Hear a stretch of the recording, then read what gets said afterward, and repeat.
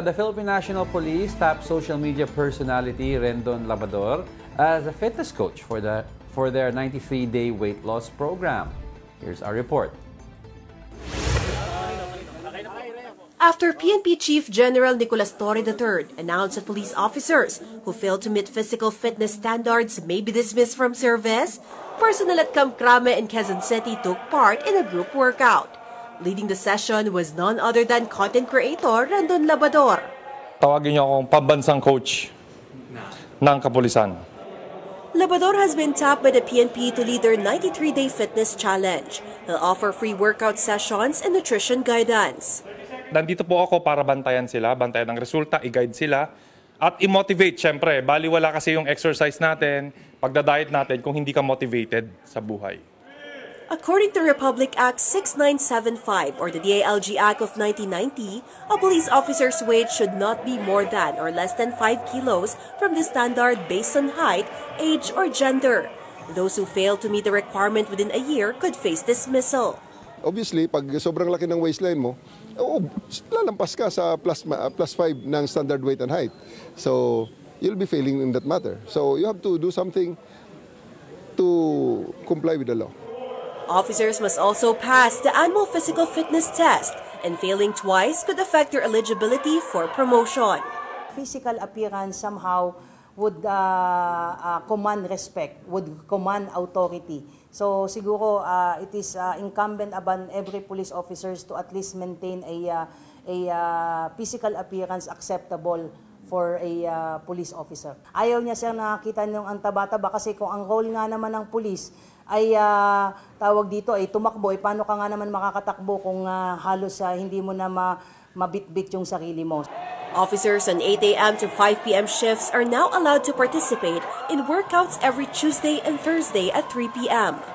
Sa mga testers natin, ilulusot at sasabihin na itong tao na to pasado sa 40 push-ups na requirement. At pag ako'y nagduda at nasalubong ko yung pinasan nyo at pina-push up ko at hindi kaya ang 40 push-ups, hahanapin ko kung sino ang nagpapasa sa kanya. At pag makita natin kung sino yun, kasama siya sa ating i-dismiss. Ayan, so sinabi ni General Torre, di ba, kung may nakita siyang medyong feeling niya physically weak na police, papa 40 push-ups niya. Kung hindi daw maka 40 push-ups at the very least, kung sino ang nag-train dito at nagpasa dito, madi-dismiss din. So, kumbaga, very strict Command na si... responsibility. I remember si Senator Ping Lacson also had a similar program. Yung, pero siya, PNP chief at that time during Estrada's time. Tama? Diba? Yeah, pero it's not Bata pa ako nun Pinapakita sa news yung mga malalaking dyan na police. Bata artista na ako nun. Pero hindi. Sa panahon ni Senator Ping, hindi ganito ka-rigid yung program. Pinagbabawal lang. Pinagbabawal. Ang pinaka-baseline lang ni Senator Ping at that time was yung waistline, no? Ito kasi... pero kasi nakasaad yan sa batas pala, sa rules, no? 5%, 5 kilos. No, 5 point percentage points sa basal metabolic index above your required weight or below. Kaya nga daw kung halimbawa ko big bone ka, hindi ka pwedeng mag-excuse. Big bone kasi ako kasi ina-adjust naman yung depende sa BMI naman height yan mo and BMI, body mass index yan. So in other words, yung muscle to fat to what. Nakikita yan. Hindi ka rin pwede maging sobrang payat. Sabi ni PNP Chief. So kung ang shift mo is 8 to 5, at 3 o'clock pwede ka nang umalis para sumali dun sa mga fitness program ng kunyari presinto ninyo, ganyan. At tinatanong ng mga tao, bakit si Rendon, parang ano ba ang qualification? Fitness guru ba siya? Well, no, he's a known workout personality, but he is also the son of a retired police general. At for context, parang narinig ko, hindi siya binabayaran. Parang he's doing it for free. But syempre, in return, he gets to have content.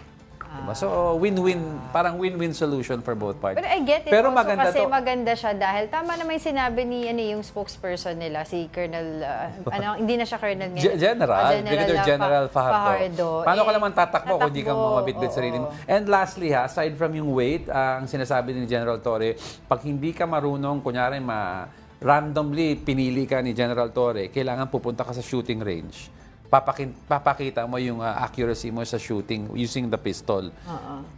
pwede ka ma-dismiss kung hindi ka rin asintado. So very tight. Itaas natin yung kalidad ng mga policemen natin, kumbaga. You're fit, you take care of your lifestyle, alam mo gamitin yung weapon mo. Minsan sabi nila, may mga nagsasabing police, minsan daw, tinetesting daw ni General Torre yung in his earlier years when he was in the other yung naka-assign sa CIDG, testing niya yung kaalaman mo sa yung mga processes ng protocol ng pag-raid, titignan niya yung mga actually, alam I niya remember nung nasa QCPD pa siya, if I'm not mistaken, he also drones. yung mga drones, di ba, yung drone programs dun sa niya sa station. Tsaka ngayon yung ano ba, ilang minutes? 5-minute response. 5-minute response, 911. So baka naman mamaya malate sila kasi nag-exercise pa.